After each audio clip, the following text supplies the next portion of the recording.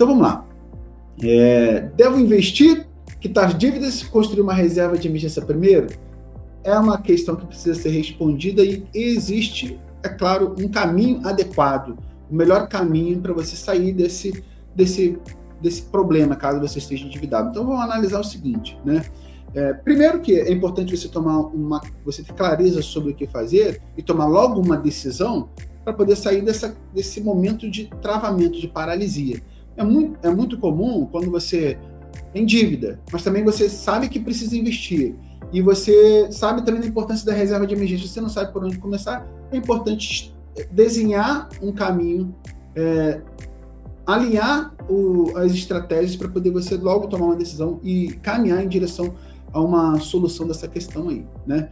Então, o primeiro slide que eu queria colocar aqui, né, primeiro tema que a gente vai falar é cogitando a possibilidade de caso você esteja endividado, né? Então, é um problema de muitos brasileiros, né? Então, como eu falei, eu também já tive bastante endividado, tenho limite de cheque especial e tudo mais, isso há algum tempo atrás, né? Eu posso compartilhar com vocês como é que foi a minha experiência. Mas antes eu quero comentar com você o que seria considerado uma boa prática nesse caso. Se você está endividado, é importante você avaliar essas dívidas. Então, relacionar essas dívidas em grau de prioridade, né, identificando aquelas que têm taxa de juros mais altas, geralmente cartão de crédito, limite do cheque especial. E aí, relacionando essas dívidas, identificando elas, você priorizar as dívidas mais altas, portanto, aquelas que custam mais caro para você.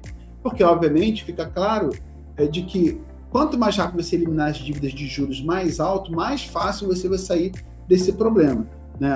As dívidas de juros mais altos, elas se acumulam muito rapidamente, é quase impossível quitar, porque você paga um pouco e ainda tem mais juros para pagar no mês seguinte, por exemplo, a cartão de crédito, né? Então você tem um cartão de crédito lá de 10 mil reais, você paga só o mínimo, aí no mês que vem já tem quase 15 mil reais para pagar, porque a taxa de juros aplicada no cartão de crédito é altíssima, limite do cheque especial também. Então é importante você quitar essas dívidas. Um outro ponto também bastante interessante, mencionado em livros sobre educação financeira, é a possibilidade de você avaliar a renegociação de dívidas. E aí entra uma experiência que eu tive com o Banco Itaú, né?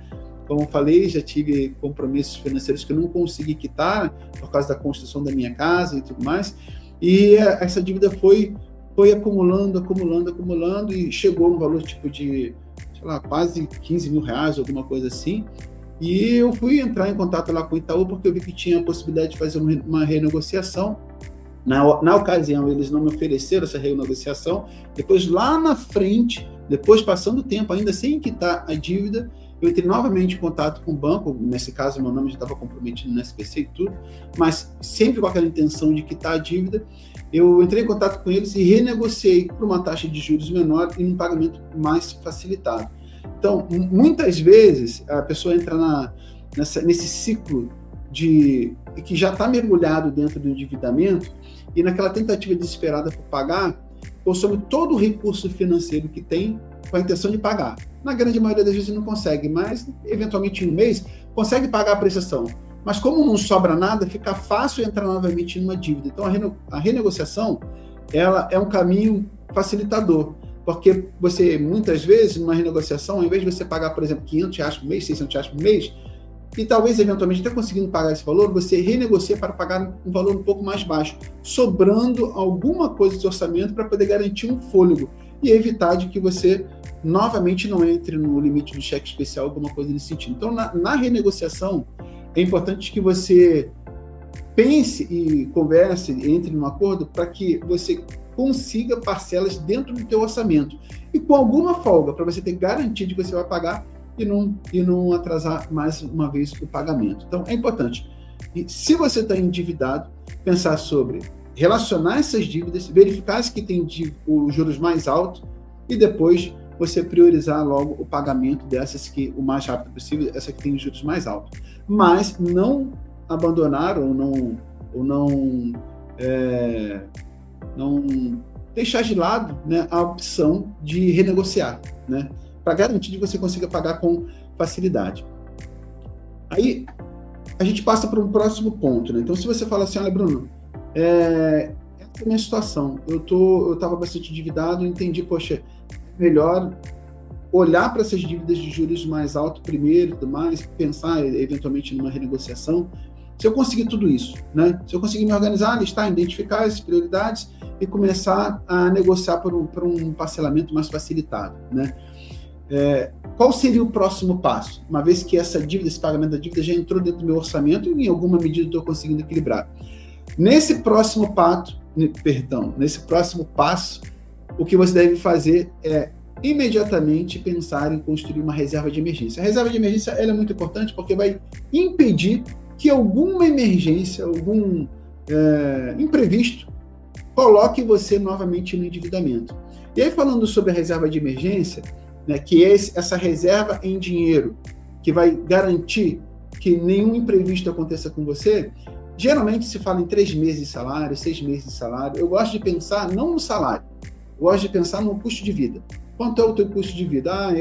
Meu custo de vida é R$2.000, R$3.000. Então pense naquele valor que você julga necessário e indispensável para você custear o básico e o necessário, né? Por exemplo, o meu aluguel é tanto, geralmente a conta de luz vem tanto, eu preciso fazer tanto de mercado, esse dinheiro aqui eu tenho que ter reservado.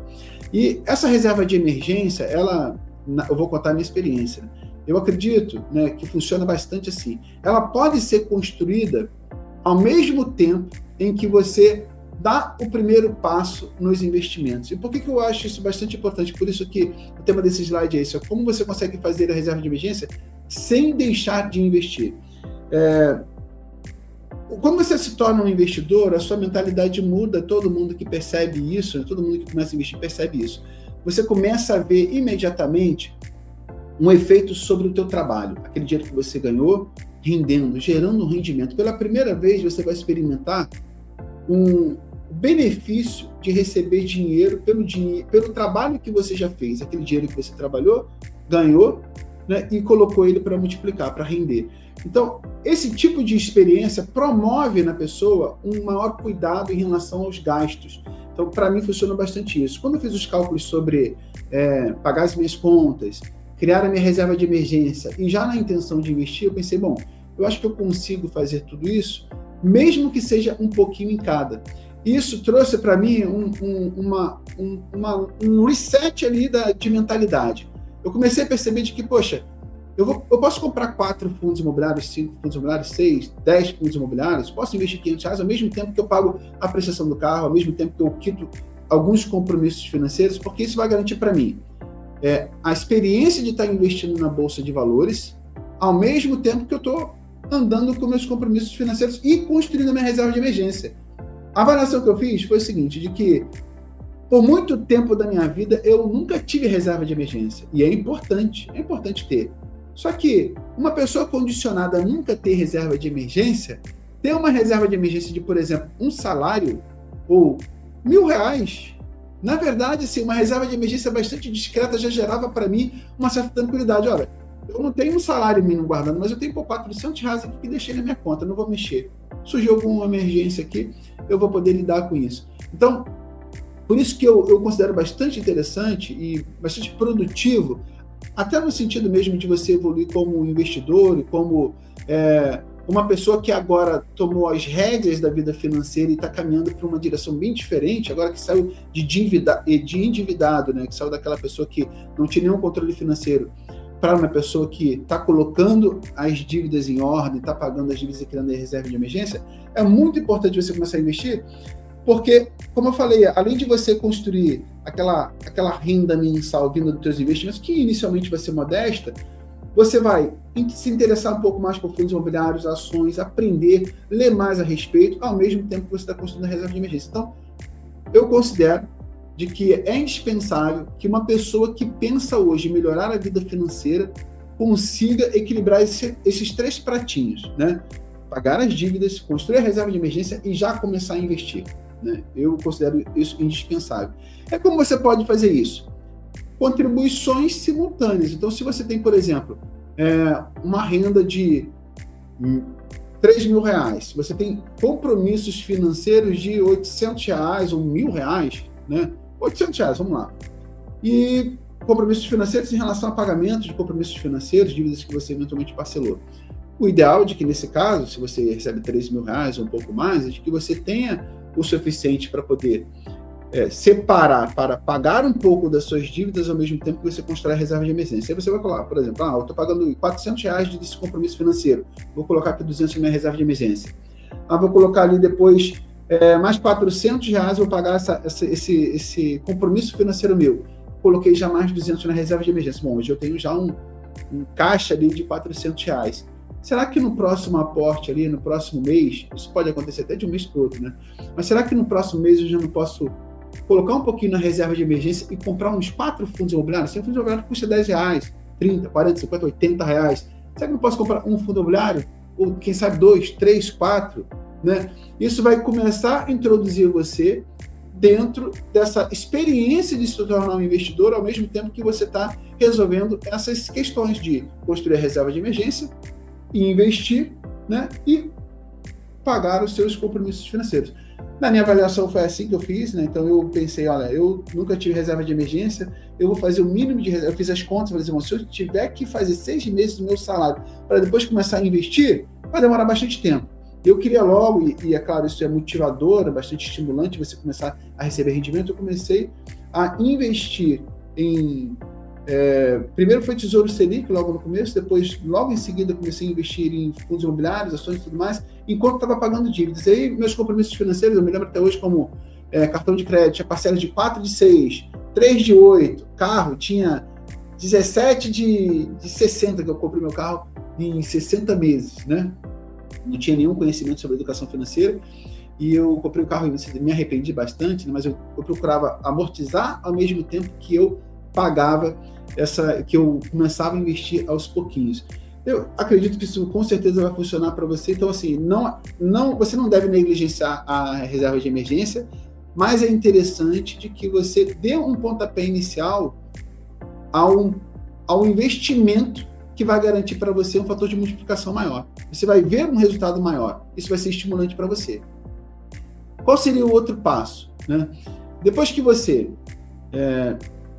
pagou as suas dívidas ou que você já está bem controlado em relação aos seus compromissos financeiros e você já construiu a reserva de emergência, aí vem justamente esse passo que eu acabei de falar para você, de que avaliar o que está sobrando no teu orçamento agora, por exemplo, como eu falei, né, no meu orçamento financeiro tinha assim, Leroy Merlin, eu estava construindo também, né, 8 de 12, aí eu já colocava assim, 8 de 12, falta só 4 no Leroy Merlin. No meu orçamento mensal, eu colocava assim, tal mês acaba Leroy Merlin, poxa, isso é R$143 que eu pago de parcelamento lá do piso de porcelanato que eu comprei, esses R$143 vai entrar nos meus aportes em agosto. Então faltava só alguns meses, em agosto entra. Então é interessante você utilizar também essas folgas no orçamento quando você quita um determinado parcelamento ou alguma dívida para utilizar isso, obviamente, para aumentar seus aportes, mas com compromisso. E eu fiz exatamente isso. Bom, se eu estava pagando ali uma prestação de carro de R$990, eu não aceito não colocar esse dinheiro na minha carteira de investimentos agora. Então, quitou aquele compromisso financeiro, já se organizou, quitou aquele compromisso financeiro, seja parcela do carro, parcela da Leroy Merlin, seja lá o que for, quitou aquele compromisso financeiro, já transforma aquele valor em aporte. Então, eu comecei investindo R$500, depois passei muito rapidamente para mais de R$730, quando quitei algumas parcelinhas lá da construção, depois para 800 e poucos reais, depois para R$1.000. É claro, levou alguns meses, mas aí começou a entrar os rendimentos também, cada vez mais, e aquilo me estimulando, permitindo que eu investisse cada vez mais. Aí está a importância de você começar a investir logo, porque, olha, você vai começar a ver, depois que você organizou o teu orçamento, você começou a quitar as dívidas, você vai começar a ver um dinheiro sobrando. Poxa, meu cartão vinha, sei lá, R$2.800, R$3.000, agora está vindo R$1.900. Quem não tem um plano de aposentadoria, quem não tem um objetivo de investir, vai ver aquela folga ali, meu cartão hoje tem pouquinho. Isso acontece com todo brasileiro, faz parte da psicologia humana, do comportamento humano. Pô, meu cartão está vindo um pouquinho esse mês, vamos lá, vamos dar um rolê, né? Então, quando você tem... Agora, se você já começou a investir e você sabe, poxa, só agora está vindo 1.900, mês que vem eu vou poder investir mais. Então, muda a mentalidade, muda o comportamento, vai te auxiliar bastante nisso. Então, quando você terminar de pagar alguns compromissos financeiros, foque em aumentar seus aportes, ok? Então, depois que você quitou as suas dívidas mais graves, né? Ou já começou a ajeitar elas, renegociou eventualmente. Depois que você colocou os seus compromissos financeiros em ordem, é hora de, uma vez eliminando um a um, aumentar seus aportes. É hora de acelerar o patrimônio, priorizar investimentos, acelerando o aporte, né? E aí, nesse caso, obviamente você vai se ver dentro da possibilidade de começar a expandir sua carteira de investimentos. Geralmente, quando o investidor sai desse processo de endividamento e começa a investir, ele começa a investir de forma bastante modesta. Poxa, eu entendo a importância de investir, já fiz minha reserva de emergência, vou comprar 3 fundos imobiliários, 4 fundos imobiliários. Só que agora que está sobrando mais dinheiro para você, aí é hora de você começar a expandir os horizontes e começar a olhar para os investimentos com mais possibilidades. Bom, agora eu vou parar de comprar só 4 fundos imobiliários, 5, vou aumentar para 6, 7, 8, vou começar a comprar um pouquinho de ações também. Então, nesse momento em que você perceber que a tua carteira está ganhando um corpo, quando está lá no começo, é um pouco difícil. Bom, estou investindo R$80 por mês, só para poder garantir que eu estou investindo, que eu já entrei nesse mundo de investidor, estou investindo 30, 80, 50, 100, 150, 200, não dá para montar uma carteira robusta com vários investimentos. Mas depois que você identificou que os teus aportes começou a aumentar e a tua carteira começou a ganhar uma forma um pouquinho mais robusta, quem sabe R$2.000, R$3.000, bom, poxa, né? Você não precisa se limitar a investir só em fundos imobiliários, né? Eventualmente, se você estiver investindo em renda fixa também, não só renda fixa, poxa, dá para montar uma carteira já com alguns investimentos interessantes que pode fazer teu dinheiro multiplicar bastante. Aí é a hora de você, uma vez que você verifica que teus aportes estão maiores, seu patrimônio começou a aumentar, você começar a dividir em ações, fundos imobiliários, exterior, e aí, bom, aí não tem segredo, eu te expliquei como fazer isso há poucos dias atrás, como escolher fundos imobiliários, você pode comprar fundos imobiliários a partir de até menos do que R$10, 30, 80, R$70. Mostrei como escolher ações também, tem ações que você pode comprar, a grande maioria você pode comprar no modo fracionado, você compra ações por 7, 8, R$10, sem taxa de corretagem, então dá para montar uma carteira de investimentos bom, eu acredito que uma carteira completa com R$3.000 é fácil montar. Então, quando você estiver caminhando para esse valor de patrimônio, é hora de você fazer isso. Se você já passou desse valor, aí sim, é só continuar fazendo exatamente a mesma coisa, investindo em fundos imobiliários, ações e Bolsa Americana.